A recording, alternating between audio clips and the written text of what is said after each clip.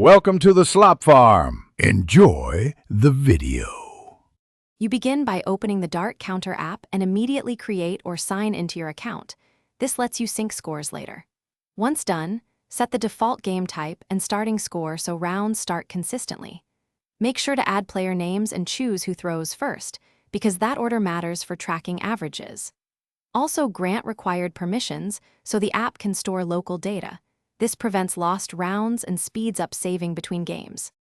You now input scores each turn by tapping the active player and entering values, or use the touchboard for quick single, double, or triple tap entries. Confirm each throw so the app updates the remaining score. Once underway, switch modes for practice or match play and enable 3-dart averaging to monitor pace and improvement. Make use of undo and edit last turn if you missed app. These tools keep running totals accurate, and you finish a leg by executing the checkout and confirming the finishing double or specified rule, because the app finalizes winner status only after confirmation.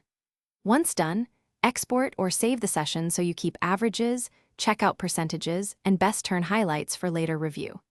If something goes wrong, like a stuck save or wrong totals, force save, restart the app, and then restore from the most recent cloud backup. This usually recovers lost data without resetting your profile.